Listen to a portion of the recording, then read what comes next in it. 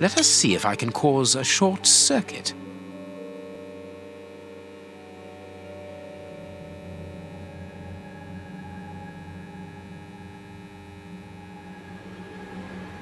Let us see if I can cause a short circuit.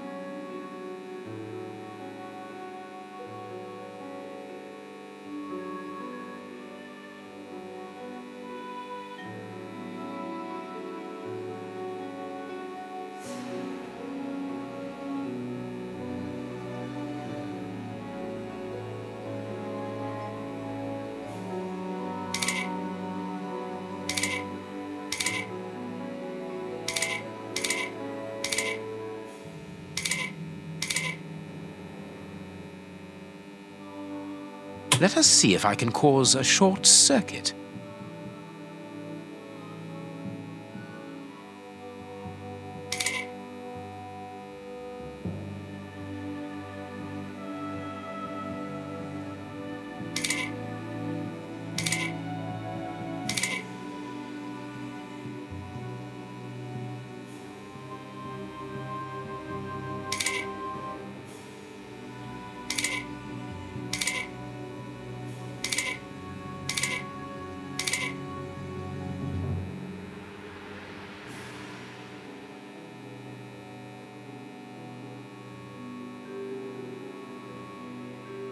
Let us see if I can cause a short circuit.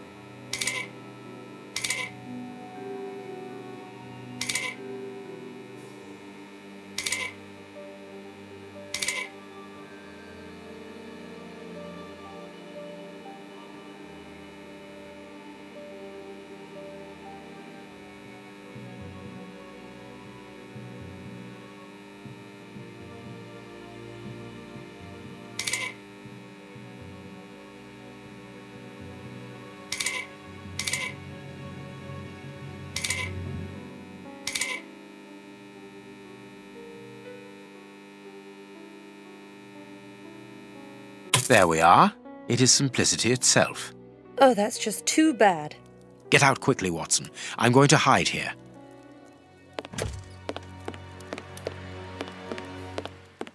The way is clear.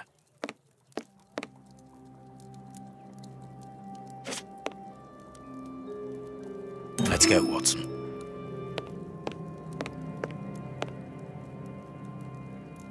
The ribbon is missing from this machine.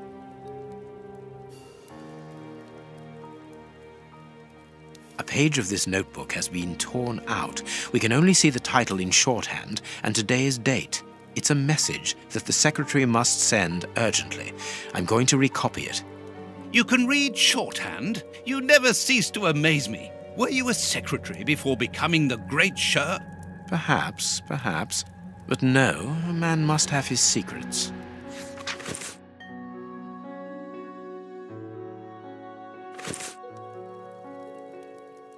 A makeup case with a good brush.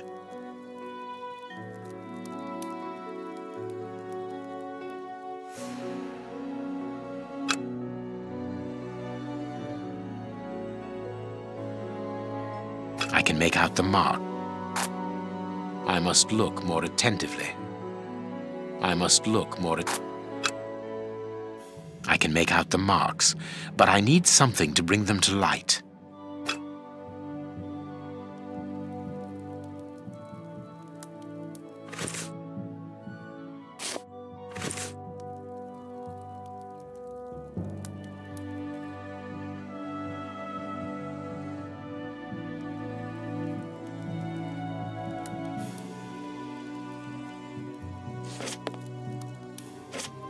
Here is Farley's secretary's telegram. Nothing special here.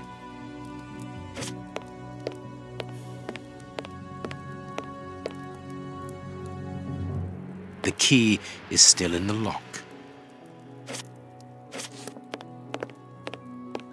This armchair is out of place. This ashtray is worth examining. The cigar end is still hot. This cigar is of a fine quality. It must be very expensive and difficult to obtain. And it is not even finished. What a waste.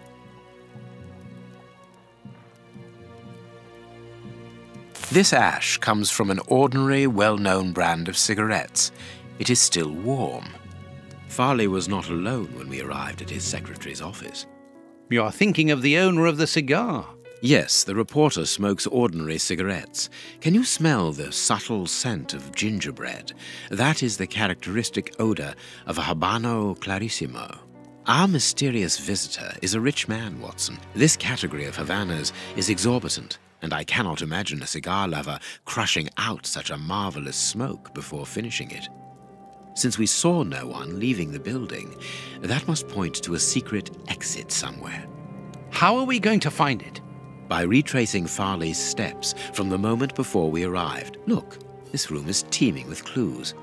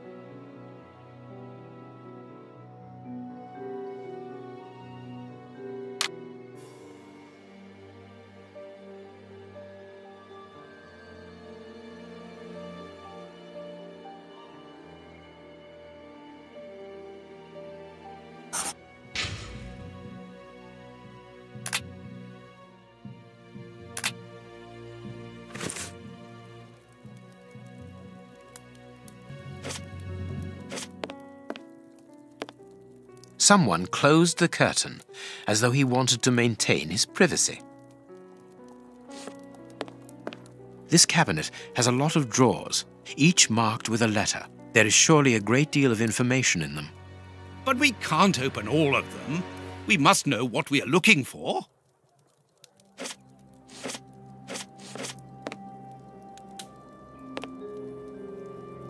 A bunch of keys, a telephone, a technological marvel. A number was written next to it quite recently. A fine, educated hand. Holmes, this number seems very familiar. Yes, but let us dial it to be sure. Miss, get me 1313, please. It is Scotland Yard, of course. I'm beginning to understand. Lucky you. Judging from all the notes on the board, our reporter is an assiduous and organized worker.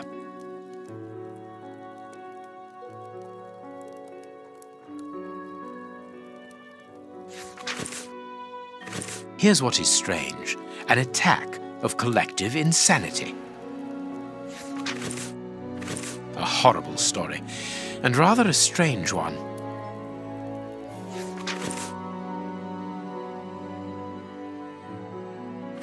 A photograph of Prince Woodville.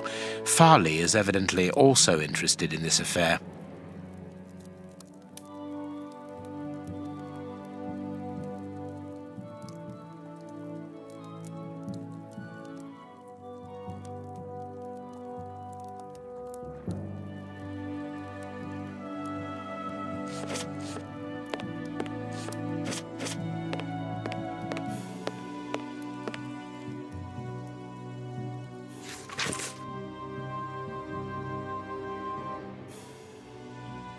This paper only just escaped the flames. But who is this note about? And who wrote it? I will deal with it later. This book has fallen down from the shelf. The Adventures of Sherlock Holmes. My word! It's my stories about your investigations. A real investigative reporter must have read them, my dear Watson.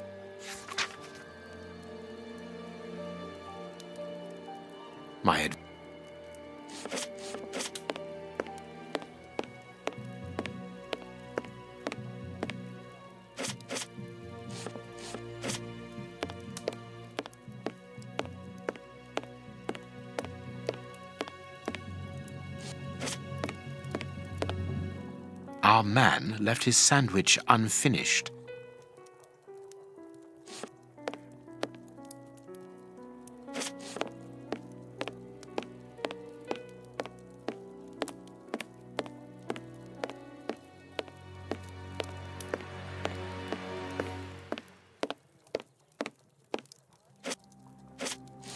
The secretary has just changed the typewriter ribbon. There are smudges of dark blue ink.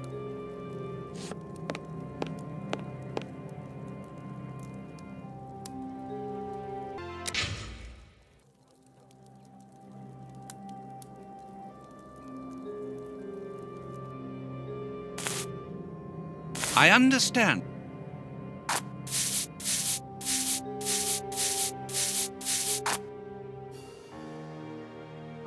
I can see what has been written. Please write it down. Very well, Holmes.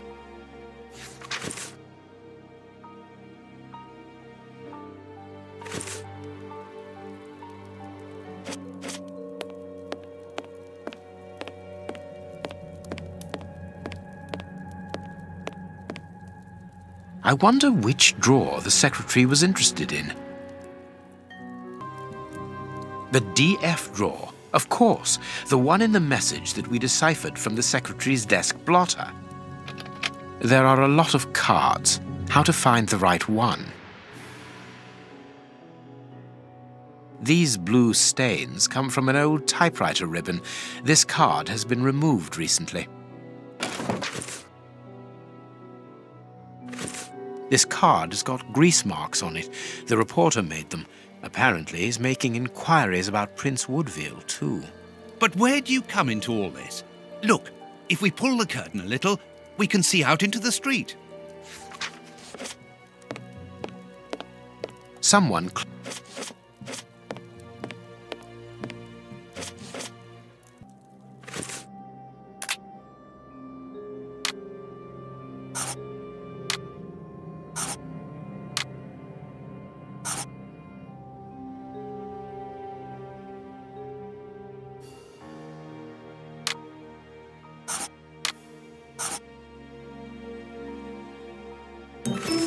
Farley consulted a card while he ate, which was given to him by his secretary just before she changed the ribbon on her typewriter. The reporter's greasy fingerprints are all over the card. When he went to file it away, he glanced automatically out of the window and saw us in the street. He closed the filing cabinet and rushed to lock his office door.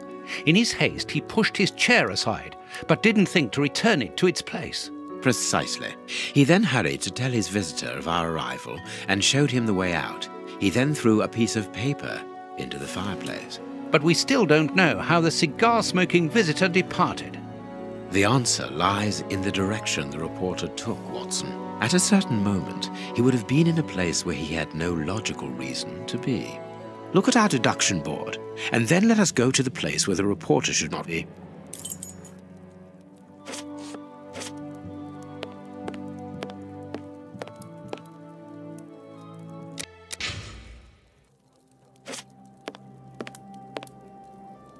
My adventures have fallen from this shelf.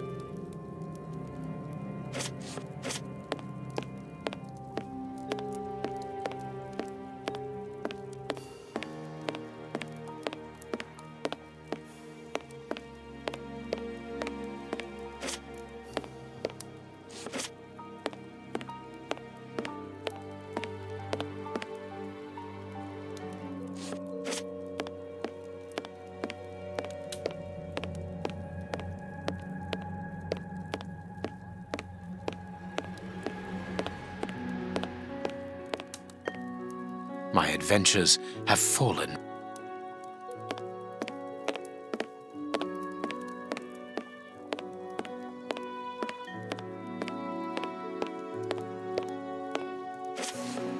Look at our deduction board, and then let us go to the place where the reporter should not be.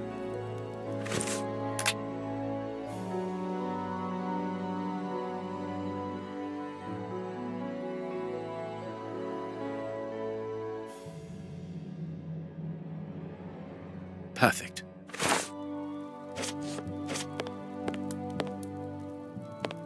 Yes, Watson. In his haste, Farley dropped this book, taking it from the shelf. Let's search this place. There's a control box built into the filing cabinet. This box must open the secret door. We don't know the combination, Holmes. The answer is perhaps within the question, my dear fellow.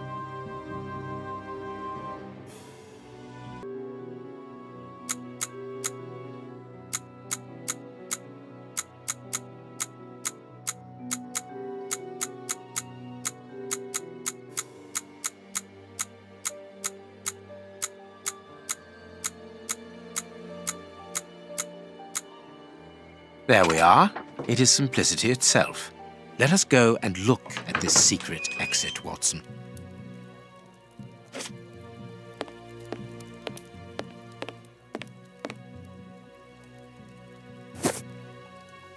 Chance has smiled upon us, Watson. This hat was almost certainly abandoned by our mysterious visitor. Imagine the scene. In his hurry, the cigar man drops his top hat. The door closes. The hat is caught beneath it. Fearing above all that he should be discovered, he does not attempt to retrieve it, instead preferring to flee. Who would take such action to avoid meeting us? I cannot tell as yet, but it is certain that he carries the advantage of knowing us. We must discover his identity in order to redress the balance, and this hat will help us. Let us return to Baker Street.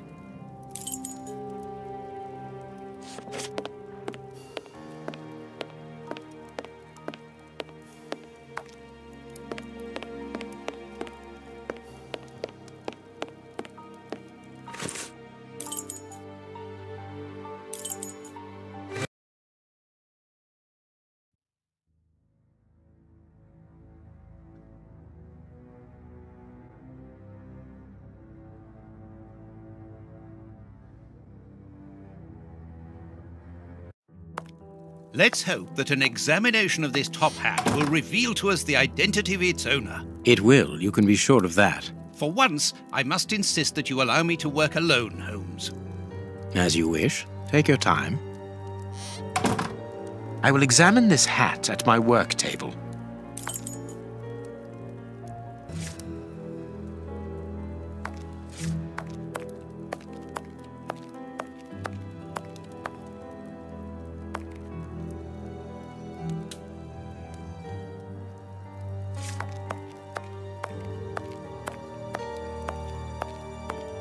You have been a great help, dear Toby. I'll ask Mrs. Hudson to send you up some fine giblets.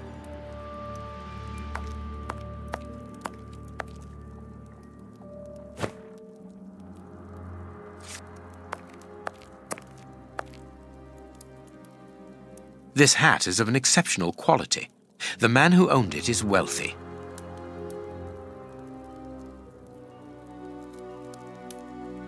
Someone has changed the ribbon for another, more modern one, which shows a certain taste for current fashions. Not a mistress, but someone who pays attention to details. This man is married. Slight scratch marks.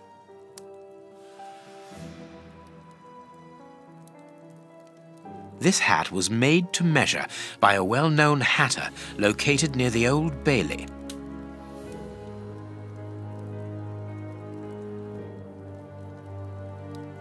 Slight scratch marks.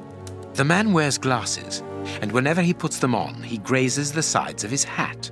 This would suggest that he is educated and long-sighted rather than short-sighted. Heat marks and a strong smell of tobacco. A cigar smoker, which confirms that this hat belongs to the reporter's visitor. Heat marks and a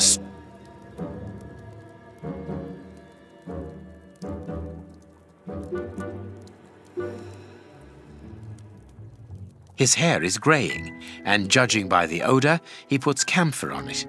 He is probably in his early 50s. I now have an excellent description of the man that I am looking for. The journalist's mysterious visitor is in a profession highly placed on the social scale. He is rich and married. He must have called Scotland Yard in Farley's presence. He frequents the law courts, from which he makes his purchases. This man is a judge. Let us look through my files to see if I can identify this judge. I have a memoir on the most influential judges.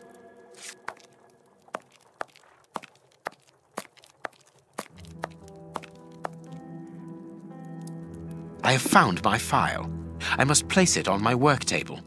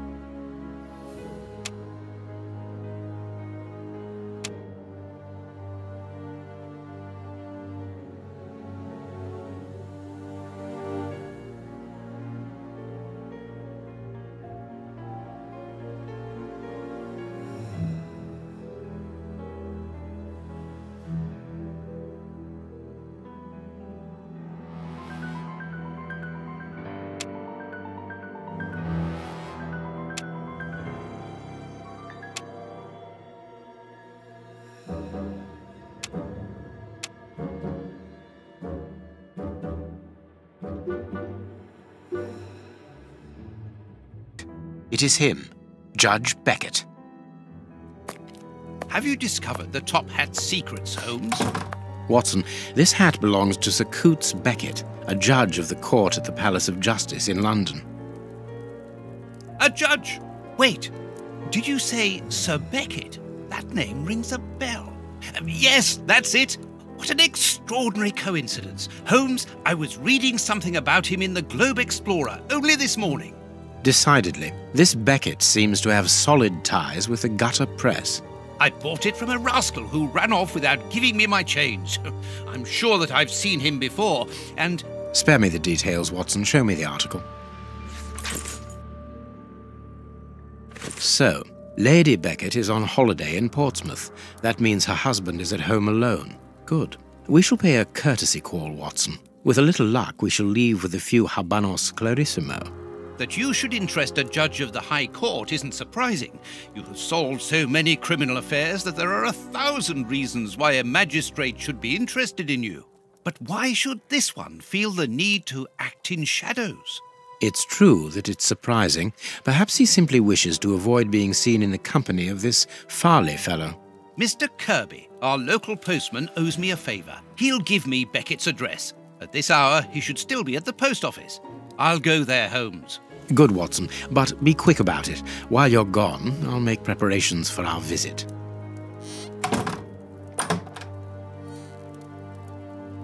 Sir Coutts Beckett.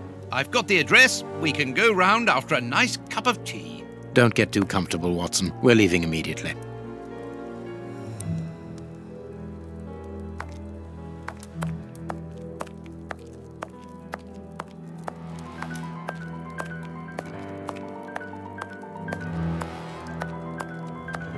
Let's look at the map of London.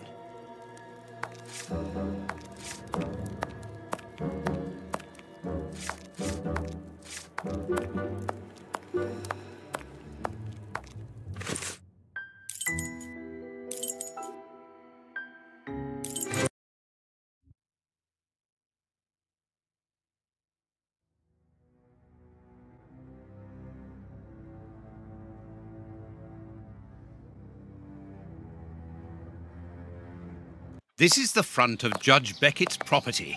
It's enormous. It looks very luxurious, Holmes. This man has conducted his career brilliantly. Who says that crime doesn't pay?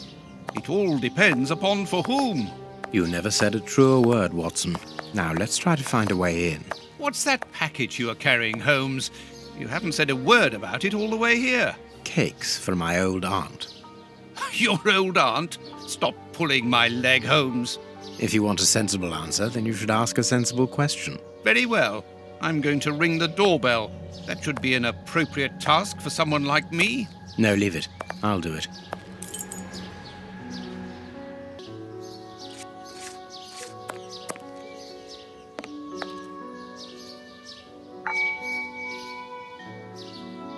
No reply.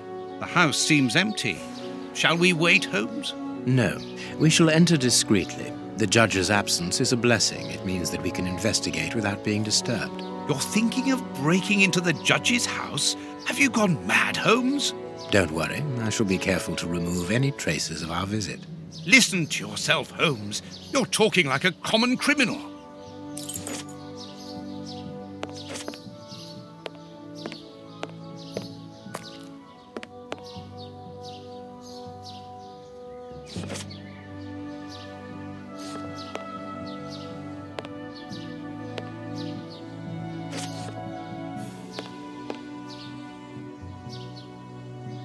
Closed.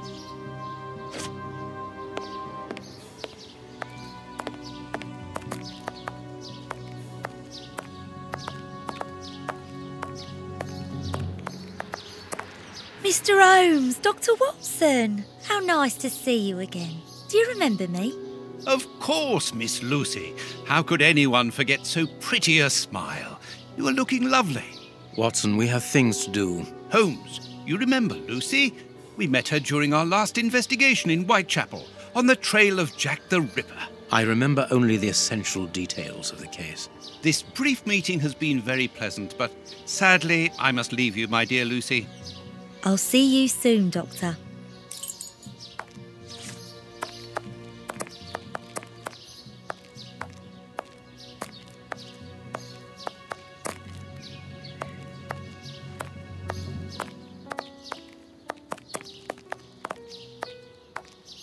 Another bank that has gone bankrupt. If this carries on, the whole country will be ruined.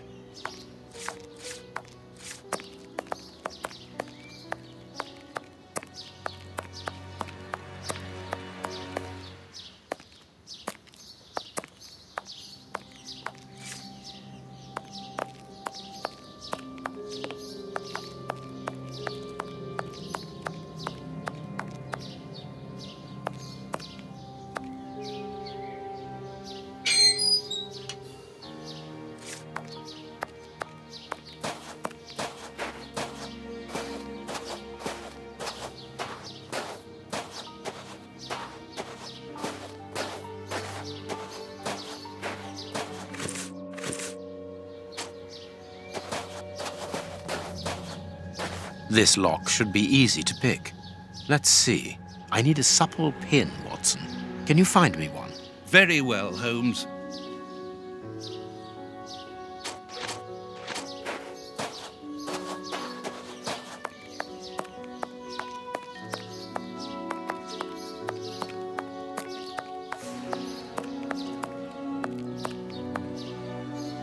Ah, Lucy, you have no idea how heart-lifting it is to meet you here like this, particularly at this time. Tell me what you've been doing. You've become a florist. Oh, yes, Doctor, I am a florist. And I'm married now with beautiful little twin girls.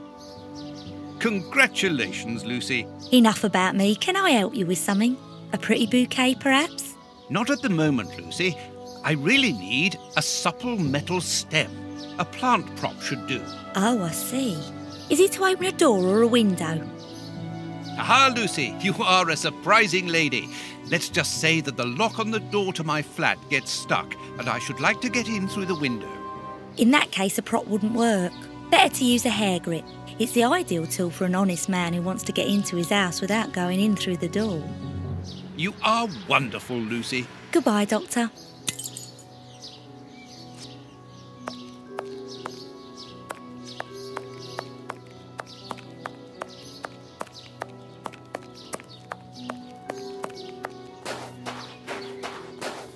I need a supple pin, Watson. Can you find... Very well, Holmes. Here you are, Holmes. Perfect. This lock should be easy to pick. Let's see.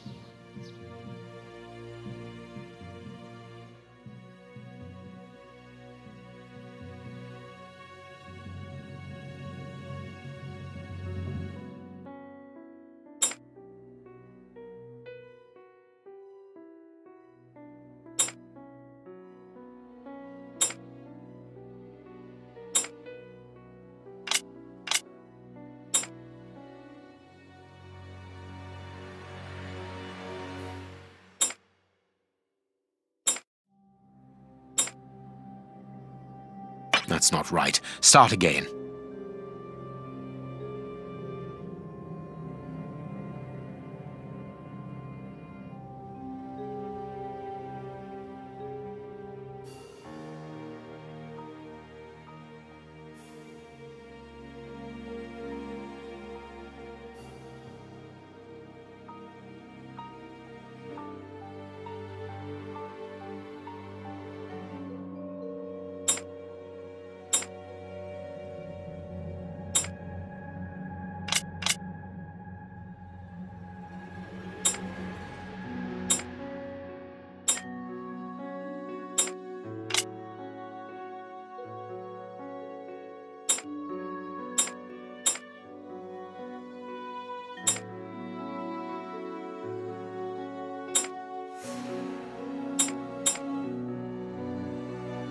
That's not right. Start again.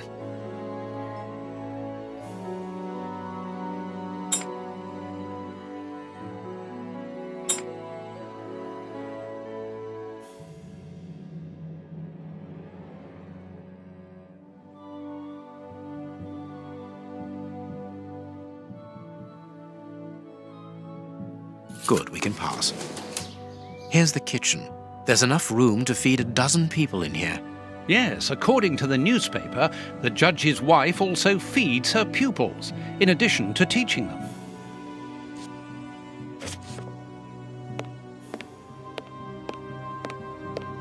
Cooking oil.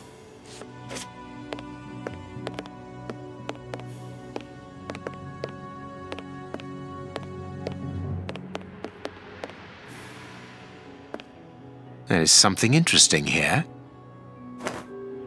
An oar lock. This isn't the place for it.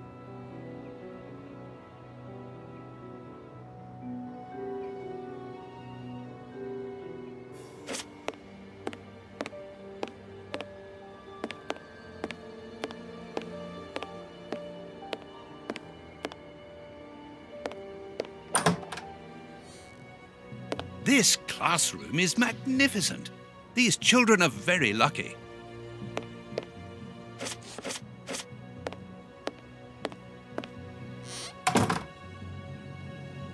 Can you hear that small metallic sound? There is something inside there.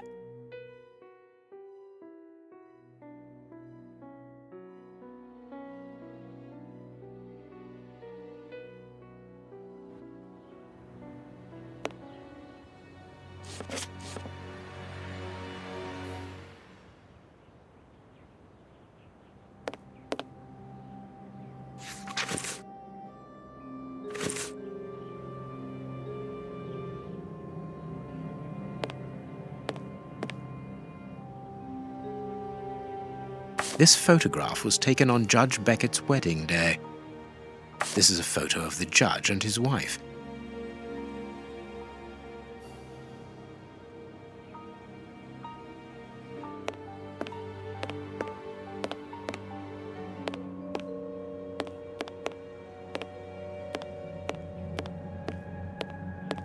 The blackboard shows the last lesson given to the children, ancient Greek.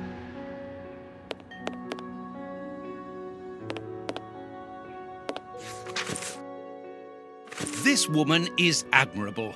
As she was unable to have children of her own, she decided to care for hundreds of others.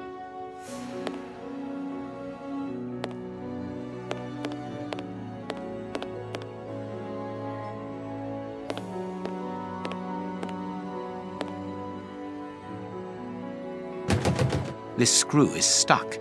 It is preventing the picture from turning.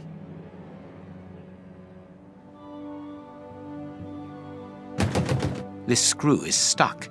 It is preventing the picture from turning.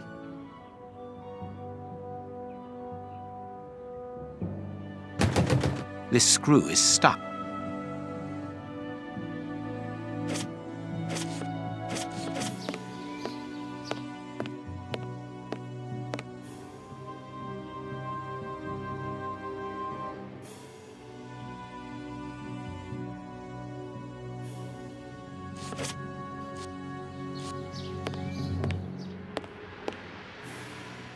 The door handle has been removed. One of the Greek books is open, perhaps the subject of the last lesson. It's a sweet box, probably for rewarding good pupils.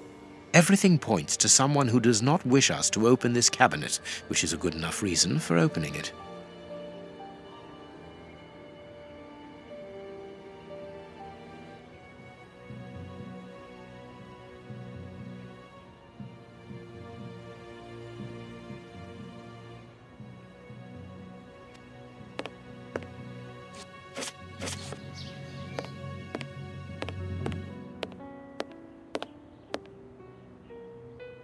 Sweet papers fallen from a pupil's overall pocket.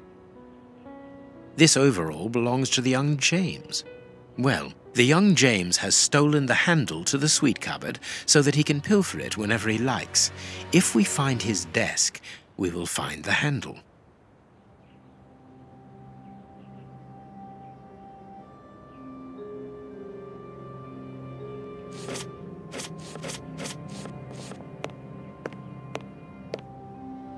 It's a plan of the classroom.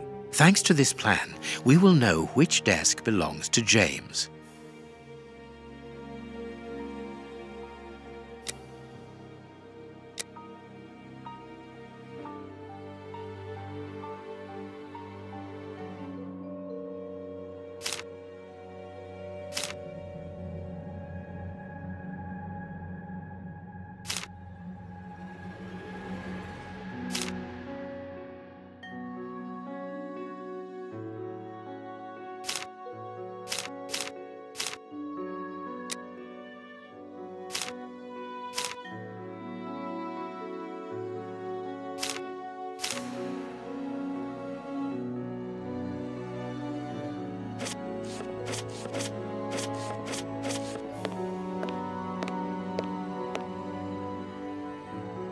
A book about student organizations in the United States of America.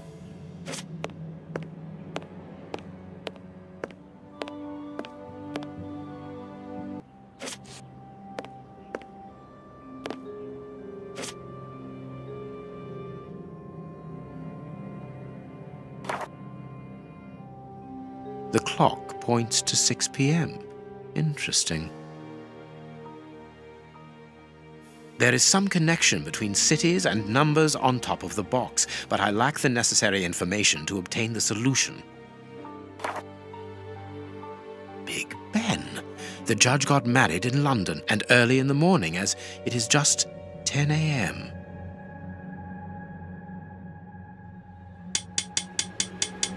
Perfect. Perfect. There we are. It is simplicity itself. A key.